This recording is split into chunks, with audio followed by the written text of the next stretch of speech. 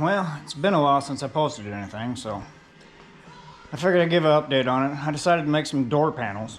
Something better than what was on there because they were pretty much destroyed. So I decided to, see what I can do. So that's what it turned out to be like. I used crushed velvet green, which come out pretty nice. It's semi-stretchy stuff. It matches my nice fuzzy carpet pretty good. I don't vacuum, I brush. And I had to use this because normal carpet's obviously not gonna fit in this car anymore. The back ones came out pretty decent too. Kind of matches, looks better than it did. So I figured, I'll show you exactly how I went about doing this, so maybe to help somebody else out there. Most of the time on what few videos there are out there, they take this with the paneling and then they put it in a vise and then they just squeeze it together, and that's supposed to hold it. I tried that and I didn't really care for it much. It didn't really seem to be all that strong, so I came up with something a little bit different. Instead of doing that, I put the paneling on, I caulked it, and then I put some screws in it. Little stainless steel screws in it. That's what I use. And then once you're in there, then I come in the back and I grind them off. But with these little studs on there, I cut them off. I didn't grind them, I cut them off. That way it still leaves a little bit of lip for the screw to actually go into. And I think it holds quite well, actually. And if you put new window felt on, you got to put these on, and then you got to pre-drill the holes first, and then once you cover everything, and then you put that on last. I used some batting underneath the fabric so to give it a nice little texture feel to it for my wife's sewing room, so it doesn't feel all hard and nasty. It feels like it should. It feels good, and you don't feel the screw hole or the screws. You don't feel any of that in there. And like I say, it matches my fuzzy carpet pretty good.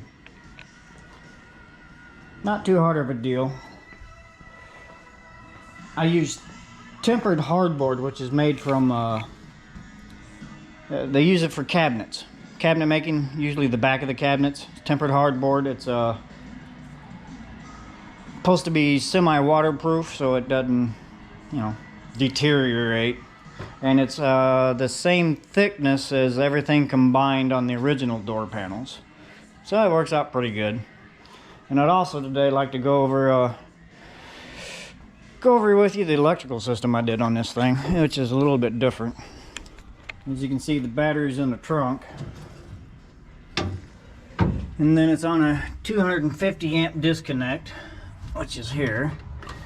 And then these, I have 6 of them. They're made for stereo equipment. It will accept up to 1/0 all the way up to 2/0 wire, and I have welding wire in it. And I've got 6 of those in it. 2 here, 2 up there, and 2 in the middle above the shifter. And what that allows me to do is I don't have to worry about grounds. The wiring, see if I can get in here with it. Yeah. All the grounds go directly to the ground, and the power source directly to the power source. And a body ground I have is right here, which is a welded nut, which I have the main wire, ground wire, going over to there. That's one. I decided to put the fuse box right here in the middle of the car, which works out pretty good. My MSD solid state, which runs the fuel pump and the fans. And then the other one is up here. Now the plan is my temp gauge and my EGR gauge and all that. I'm going to build a console which is going to go in here. And the benefit of having your connections here. Alright, GoPro Pro error is fixed. That auto off shit is annoying. But anyways, the benefit of having the connections here is if you got to add something, gauges, lights, anything, you got connections right there. You don't have to mess around with crawling under the dash trying to figure everything out. And if you have a roll cage, then you know crawling under the dash is extremely difficult. This has a GM tilt steering column in it, and the reason I wanted that is, well, stilt steering column, and I also have a 93 S10 wiper motor in it, so that means I have delay. That's the other reason I wanted it. And the aftermarket wiring harness, it just plugs right into it. I did have to modify the steering column a little bit in order to make it go in. It wasn't too terrible. Modify the brackets, the original brackets that hold the steering column, in order to go around the connections. So it wasn't all too terrible. I mounted the MSD in the back. Easy access, easy wiring. Anything goes wrong, it's not hard to get to. I got to mount the fire extinguisher, finish up some wiring, wire up the two-step on the shifter yet. But the other part of the wiring is over here. I added this later on, a fuse box. Now originally I had the starter on the fuse box, which I found was a mistake because it'll blow 120 amp fuse quick. So I have the fans and the headlights.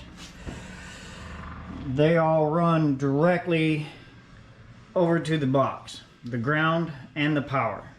They're on relays. These are actually the motorcycle headlights off of eBay. And these things are super bright. Definitely worth the effort. About 200 bucks for everything. Relay, some of the wiring. Intercooler's on.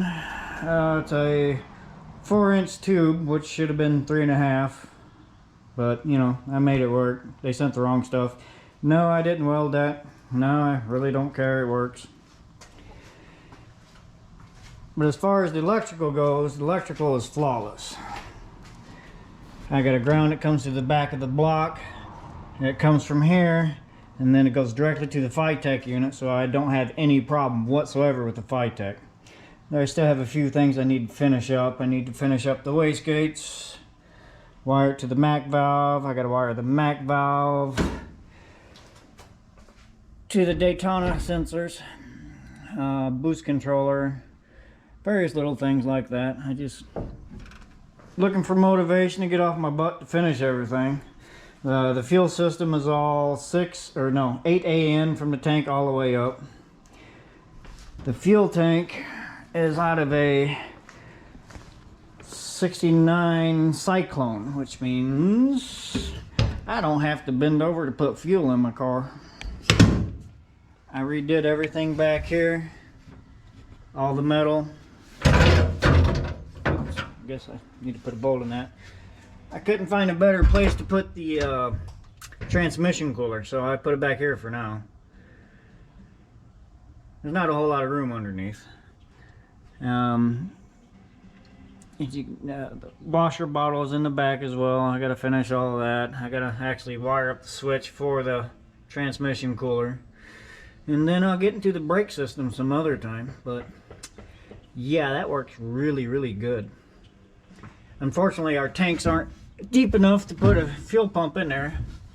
But with the cheap CCP stuff, you can actually get a fuel pump in there. I have a 380 pump in there, which was a very tight fit. And this CCP bracket underneath part actually fits.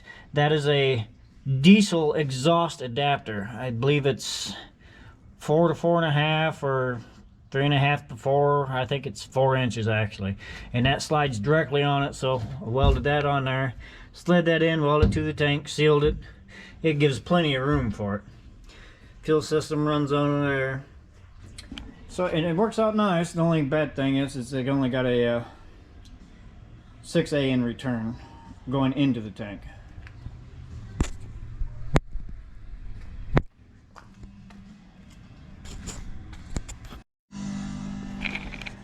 And I wanted to add that when you're putting the staples into the window felt, the easiest way I found to do it without screwing up the felt itself, because tape doesn't work too good, is this.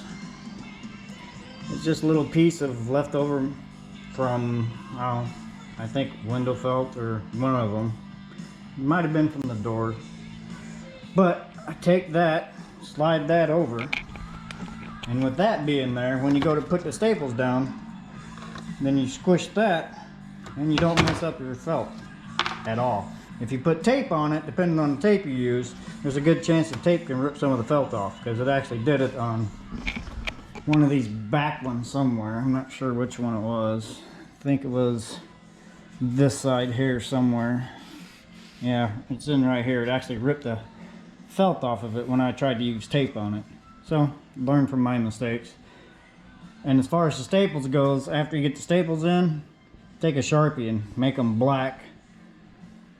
So that way they don't look all nice and shiny and stand out like a sore thumb. So all in all, it works out pretty well. I like how everything's turning out so far. I like the gauges the most though. The gauges are really nice. It says 1969 twin. Yep. Turbo Torino GT. I do believe my bright indicator light LED that's in the speedo went out, because it doesn't work anymore, and I'm not sure why. I also had to convert the headlight switch to a GM switch, because I couldn't make the factory switch work properly with the wiring, because it's just way too different. It was just easier to convert it over to that. The next thing I got to do is finish up all this. I had to redo that because all that was completely gone. So I redid all that, fiberglassed it. So I got to finish the fiberglass out and get a windshield in it. And after the windshield's in it, get it legal and hopefully get this thing on the road. It's got Wilwood 6-piston front brakes on it, which come out really good. And I got to figure out what to do here yet. I want to cut this rubber back and then make something that bolts onto the fender, and then when I can take the fender off without taking the silicone rubber off the turbo, and it just stays on and just slides in and out.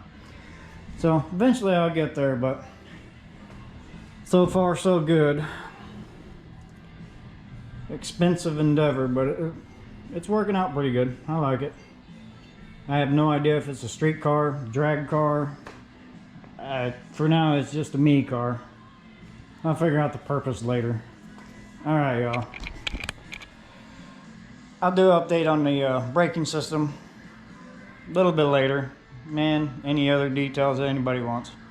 See ya.